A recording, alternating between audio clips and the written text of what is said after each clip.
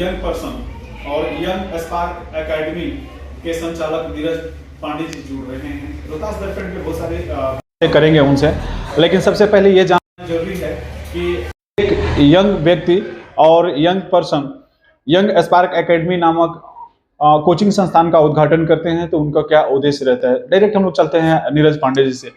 नीरज पांडे जी, रोहतास दर्पण पे आपका बहुत बहुत स्वागत है। जी नमस्कार। जैसा कि मुझे पता है कि आप यंग हैं, यंग मोराल रखते हैं, और आपने आज 5 फरवरी को भदारा में कोचिंग सेंटर के उद्घाटन किया। उसका नाम आप बताइएगा और बताइएगा कि इसके क्या खूबियां हैं और क्यों लोग छात्र आपके कोचिंग सेंटर में आए। हाँ, तो इसका नाम है यंग एंड स्पार्क। यंग का मतलब होता है युवा, एंड स्पार्क का मतलब होता है कि उनके अंदर जो चिंगारी हो उसको बस केवल जगा देना है और वह उस दिशा में चल देंगे। मतलब अगर उनको एक अच्छा डायरेक्शन मिल जाए या उनको जो भी डायरेक्शन मिल जाता है उस डायरेक्शन में चले जाते हैं। इस उद्देश्य से इसका नाम रखा गया है यंग स्पार्क। और दूसरा उद्देश्य यह है कि हम ग्रामीण क्षेत्र में क्यों खोल रहे हैं। इसको हम किसी शहरी क्षेत्र में खोल सकते थे, किसी बड़े जगह पे खोल सकते थे, वहाँ मुझे आसानी से बच्चे मिल सकते थे, लेकिन मैं यहीं पे पढ़ा हूँ, मैं इसी सामने वाले विद्यालय से पढ़ा हूँ। तो यहाँ पे प्रॉब्लम क्या होती है कि मुझे अच्छी शिक्षा नहीं मिलती है। पढ़ने वाले तो हैं लेकिन उनको पढ़ाने वाले नहीं हैं। अगर पढ़ाने वाले भी हैं तो उन्हें उस लेवल का नॉलेज नहीं है, उस तरह की व्यवस्था नहीं दे पाते हैं। इस सब चीज़ को देखते हुए हम लेकर आए हैं कि हमारा क्षेत्र विकास करे और कुछ आगे, ताकि हम भी उस बड़े शहर के तुलना में कहीं पे खड़े हों। नीरज जी, सबसे पहले तो आपने जो कोचिंग सेंटर के उद्घाटन उसके लिए मैं बधाई देना चाहता हूं। लेकिन सबसे बड़ा जो सवाल है वो ये है कि शिक्षा का जिस तरह से बाजारीकरण हुआ या शिक्षा की गुणवत्ता पर जिस तरह से सवाल उठते हैं, उसके बारे में आप क्या कहेंगे। मैं यही कहूँगा कि वो तो है, लेकिन मैं जिस जगह पे आया हूँ यहाँ पे मुझे उस सब से कोई मतलब नहीं है। मैं यहाँ पे शिक्षा देने के उद्देश्य से आया हूँ। हमारा जो फी है वो एक नॉर्मल क्लास के फी के बराबर है। जिस हिसाब से हम व्यवस्था बना कर दे रहे हैं उस हिसाब से हम फी नहीं रखते हैं। और दूसरी चीज़ है कि हम पुअर लोगों को कुछ सिलेक्टेड स्टूडेंट हैं जो फी देने में असमर्थ हैं, उनके लिए भी हमारे पास व्यवस्था है। आप ये कह रहे हैं कि जो बच्चे गरीब हैं, सक्षम नहीं हैं या डिजिटल क्लास को पार्टिसिपेट नहीं कर सकते हैं, उनको आप फ्री ऑफ कॉस्ट पढ़ाएंगे। फ्री ऑफ कॉस्ट पढ़ाएंगे, बस एक कंडीशन है, ऐसा ना हो कि हमारे इंस्टीट्यूट में सारे बच्चे वही भर जाएं। मैं वैसे बच्चे को लूँगा जिनका एक टेस्ट लूँगा, और अगर वो क्वालिफाई करते हैं और वो पढ़ने में लगता है कि नहीं, ये गरीबी होने के बावजूद भी इनका माइंड शार्प है, उस बच्चे को मैं फ्री में पढ़ाऊँगा। ये भी तो एक बहुत बड़ी बात है हो गई कि जो जिनके अंदर क्वालिटी है और उनको सुविधा नहीं मिल पाता है, वैसे लोगों को आप सेलेक्ट कर पाते हैं। हाँ, उनके लिए हमारे पास 10% सीट रिजर्व रहेगा। अगर हमारे पास 30 स्टूडेंट हैं तो उसमें 3 स्टूडेंट फ्री ऑफ कॉस्ट वाले होंगे।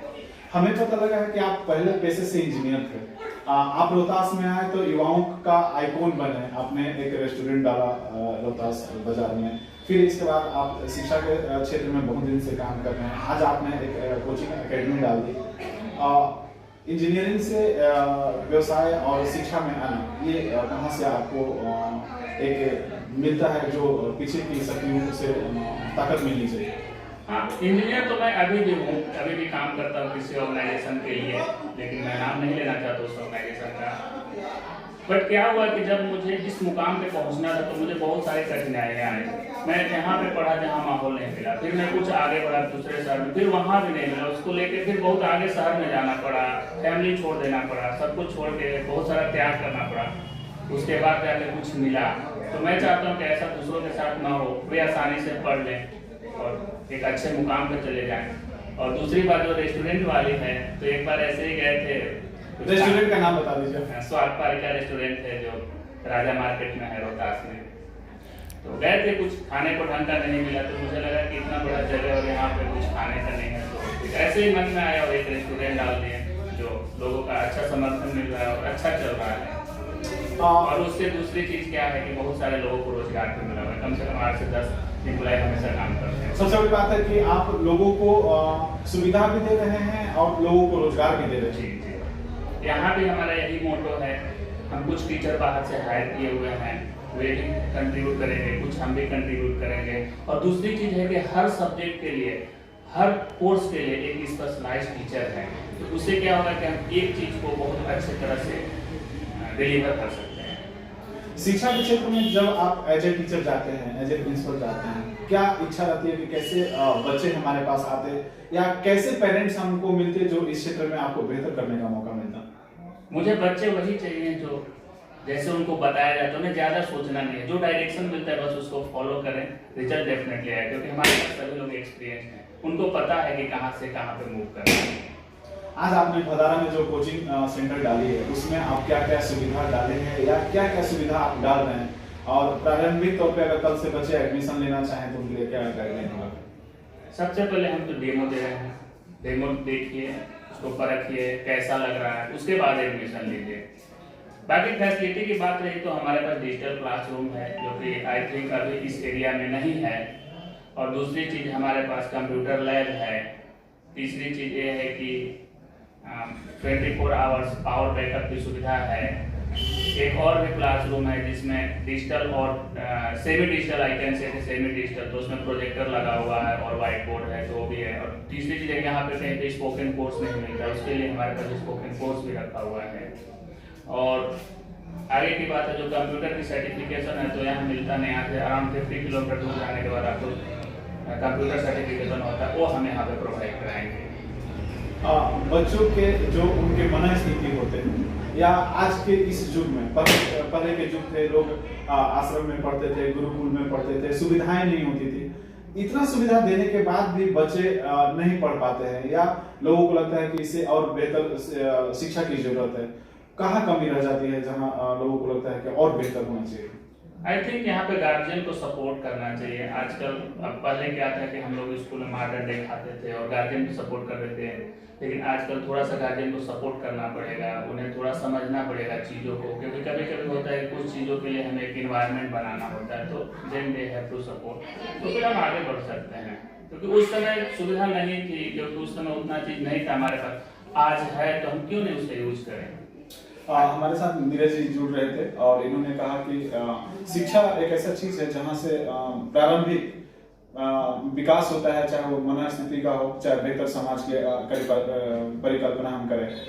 अंतिम सवाल, इस व्यवसाय में आप एज ए प्रोफेशन आए हैं या ऐसा लगता है कि कुछ बेहतर करके और समाज को एक नया प्रारूप दे दें जहां से लोग नए समाज का निर्माण कर सकें?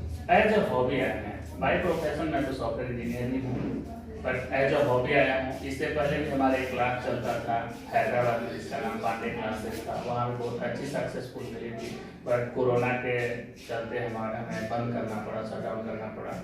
बट अच्छा रिस्पॉन्स था और हम पार्ट टाइम ही करते थे, सुबह शाम बच्चों को देखते थे और we found very good result there.